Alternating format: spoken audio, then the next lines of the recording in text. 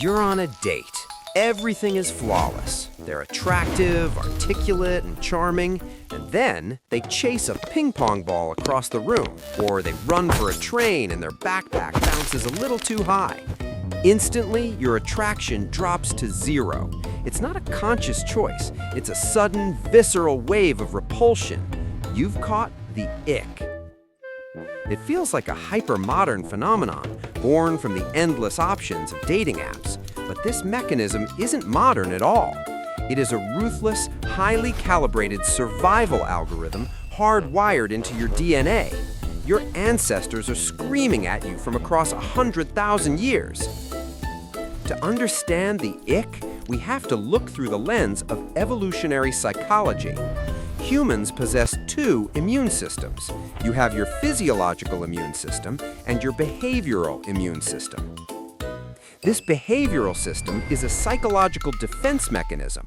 Its sole purpose is to detect signs of pathogens, parasites, and poor genetic fitness before they can infect or weaken your bloodline. This is why the most universal icks revolve around hygiene. Long fingernails, bad breath, or dirty shoes trigger a deep-seated pathogen disgust. Your brain processes these visual cues in milliseconds, bypassing logic entirely to scream, "Danger, do not mate with this individual." But what about the non-hygiene icks? Why does a guy running awkwardly or someone tripping over a curb instantly dry up any romantic interest? In the Pleistocene-era, survival depended heavily on motor control, coordination, and physical competence. Clumsiness or uncoordinated movements subconsciously signal neurological deficits or poor genetic quality to an observing mate. When you see your date helplessly chasing a stray ping pong ball, your brain doesn't see a quirky accident. It registers a profound lack of environmental mastery. It signals an immediate drop in perceived social status and competence. And in the ancestral environment, low status meant low survival probability. It's also worth noting the gender asymmetry. While men absolutely experience the ick, women are statistically far more prone to it. This perfectly aligns with Robert Trivers' theory of parental investment. Female reproductive resources are scarce and highly costly. Because the evolutionary cost of a poor mating choice is drastically higher for a female, her biological radar for incompetence or weakness is ruthlessly sensitive.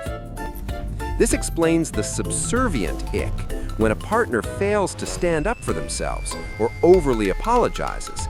It trips an alarm signaling a fatal lack of protective capacity. Ultimately, your conscious mind thinks it's looking for love, but your subconscious mind is a prehistoric supercomputer executing a brutal survival audit. But here is where this flawless survival system breaks down.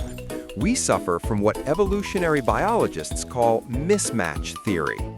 Your brain's threat detection software was meticulously coded for the unforgiving African savanna, not the insulated modern metropolis. So, when you see your date struggling to push a pull door or desperately wrestling with a plastic ketchup packet, your prehistoric brain misinterprets as trivial modern awkwardness as a catastrophic failure of basic survival capability. It generates a false positive. The evolutionary alarm bells ring for a deadly predator, but the actual threat is just an uncooperative piece of metal. This brings us to the threshold of disgust, which is heavily manipulated by the psychological halo effect. During the initial honeymoon phase, dopamine and oxytocin flood your system, essentially acting as an anesthetic that blinds your behavioral immune system. Your brain actively suppresses the insular cortex. The partner's flaws are present, but the alarm system is intentionally muted to facilitate bonding. But as those infatuation chemicals inevitably begin to recede, the biological veil is brutally lifted. Suddenly, a switch flips. The suppressed evolutionary radar powers back on, hypervigilant, hypersensitive, and aggressively making up for lost time. This is precisely why the ick often strikes at the exact moment emotional intimacy peaks, or right after a serious commitment becomes real. It can act as an unconscious defense mechanism against enmeshment. Your brain manufactures physical repulsion to aggressively enforce distance. Many modern psychologists explicitly link this sudden, intense revulsion to avoidant attachment styles. For the highly avoidant individual, the ick serves as the perfect subconscious escape hatch, a biological excuse to detonate the relationship. It projects an overwhelming internal fear of vulnerability onto a trivial external flaw of the partner. This extreme sensitivity also explains acoustic icks, loud chewing, heavy breathing, or a bizarre laugh. These trigger misophonia-like neurological pathways. The auditory processing center bypasses logic and sends a severe distress signal directly to the fear center.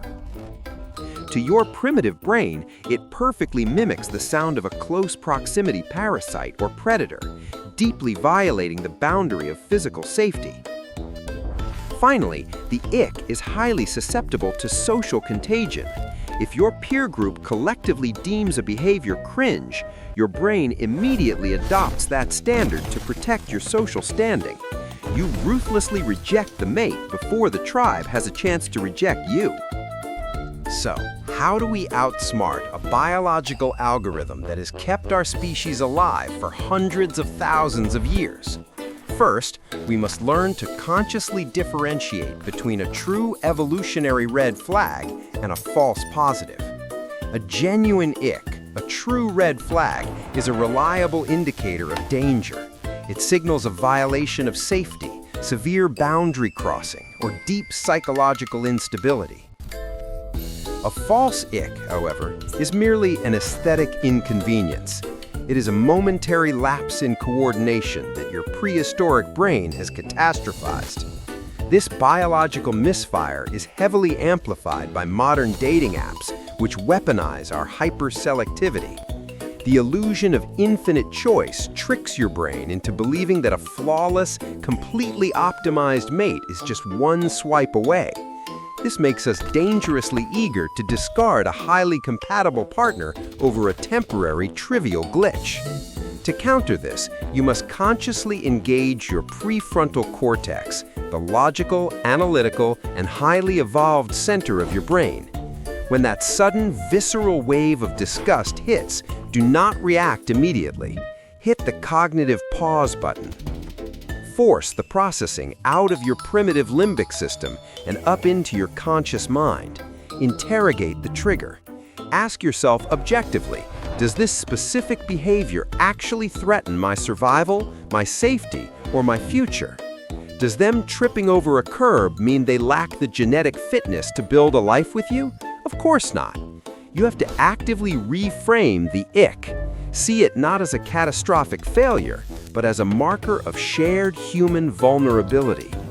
Perfection is a sterile, artificial construct. Real connection demands that we step off the pedestal and accept the messy reality of being human. Our ancestors absolutely needed this ruthless biological algorithm to survive the unforgiving dangers of the African savanna. But you are not running from a saber-toothed tiger. You're just sitting at a coffee shop. You have the neurological hardware to look past the glitch. You have the power to consciously overrule your own evolutionary programming. Do not let the paranoid ghosts of 100,000 years ago dictate your modern happiness.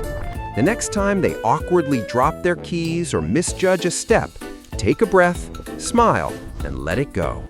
Don't let a perfectly good connection get ruined by a glitch in your ancient software. Thanks for watching.